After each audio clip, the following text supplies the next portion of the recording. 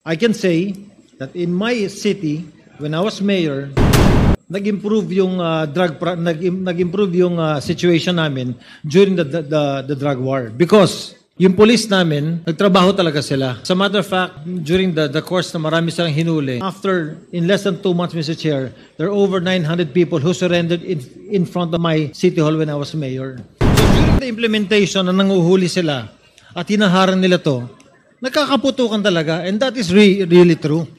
Hindi ka pwedeng lumapit sa drug pusher o sa drug lord na sabihin mo, pwede ho ba tumigil na ho kayo? Kasi lahat ito, all of these people, all of these personalities, they have firearms. Hindi mo pwedeng sabihin sa tumigil ka na. Ay babarili ka agad ng mga yan. Sila namamatay and they surrendered. And because of that, the drug problem in Ormoc City, bumaba talaga. At bago natin ituloy mga katropa, kung ikaw ay bago pa lang sa aking YouTube channel, huwag po nating kalimutan mag-subscribe at paki-click na rin ang bell icon mga katropa. Thank you, Mr. Chair. I just would like to add in their conversation, Mr. Chair. I was a mayor when the drug war was implemented, Mr. Chair.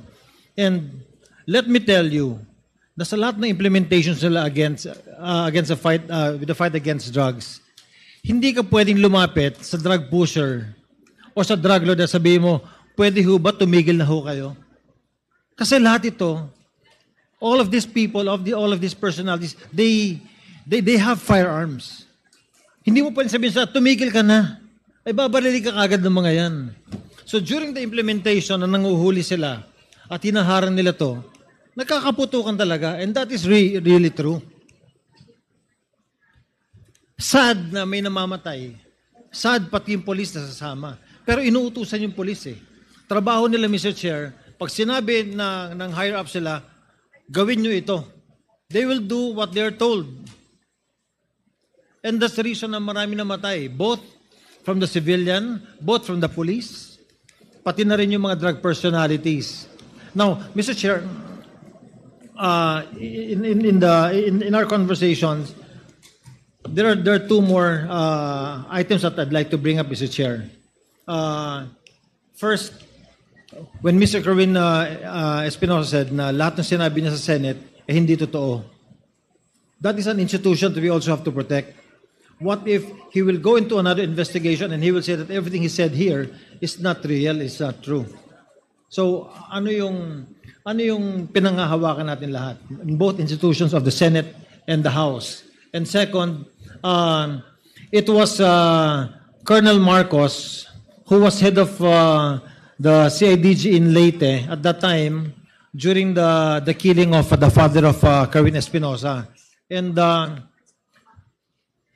ang haba nung sinabi ni Kerwin, but we haven't heard yung side, Mr. Chair, ni Colonel Marcos kung ano yung masasabi ni Colonel Marcos regarding sa mga nangyari sa event ng pagkamatay ng father ni Kerwin Espinosa. So, Mr. Chair, will it be possible to hear aside from Colonel Marcos against sa sinabi ni Kerwin so that we can hear both sides?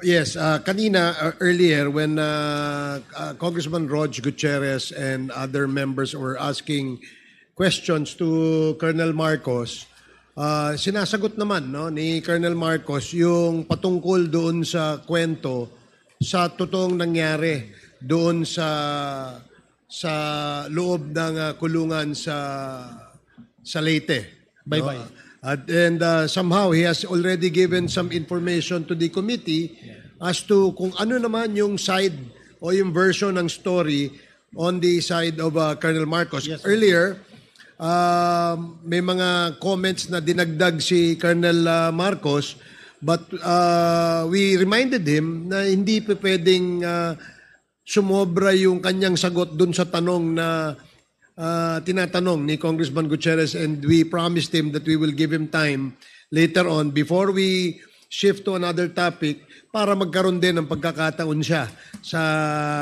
sa committee ito na magkwento o mas masagot yung mabigyan ng isang side o isang anggulo yung sinasabi naman ni Kerwin Espinosa. And we will give him that later, Your Honor. But Mr. Chair, yes. with regard also, if we can take up protecting our institution and the Senate. I absolutely agree yes. with you, Congressman Gomez. In fact,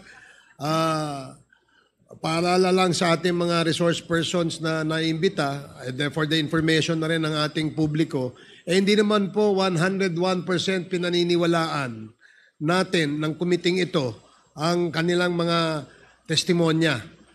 The only reason why we are asking them to execute an affidavit nang sa ganon ay hindi po tayo balikan in the future para sabihin nila na sila ipinressure, tinakot, pinilit, o hindi kaya isinubuan ng statement. And that is the reason why we require them to execute an affidavit. So ito ang gusto nating sabihin because we really want to protect the institution, both the Senate at itong lower house. Dahil po tayo dito sa Quadcom, ang ating layunin, wala naman iba kundi ipalabas ang katotohanan. Kung meron man pong lumalabas na mga personalidad o pangalang nababanggit, base sa mga testimonya o hindi kaya sa dokumentong isinasubmit sa atin, yan po ay tinitimbang natin. Nang sa ganoon, pag tayo'y gumawa ng committee report, lahat po ng side ng kwento ay kasama ho sa ating committee report. Yes, Mr. Chair. And lastly, with regards to the statement of PDEA, I think it is inaccurate for him to say that the drug fight or the drug problem did not improve during the drug war.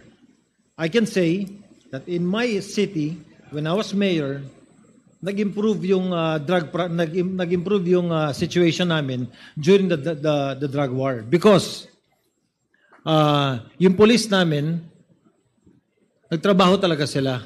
As a matter of fact, during the course na marami silang hinuli, in less than 2 months, Mr. Chair, there are over 900 people who surrendered in front of my city hall when I was mayor. Why? Because natatakot po sila na mamatay and they surrendered. And because of that, the drug problem in Ormoc City bumaba talaga. So, it is not accurate that the Director General said na hindi nag-improve ang situation. At least in my part, as mayor, and I can only speak for myself, nag-improve yung aming lugar. Yes. May we now ask PDEA to categorically state, is this the opinion of the Director General only, or this is based on reports or facts that were gathered by the PDEA when you said that it did not improve? Your Honor, Mr. Chairman, the question that was asked was that with the passing away of Mayor Espinosa, did it have any effect in Albuera? That's why my answer was that as far as Albuera is concerned, we neither have any indication whether it diminished or the drug campaign or the drug trafficking situation flourished. That was my answer, Your Honor. Okay. Does that satisfy Congressman Gomez? I'm good, Mr. Chair. Thank Okay. you. Thank you, DG. Thank you.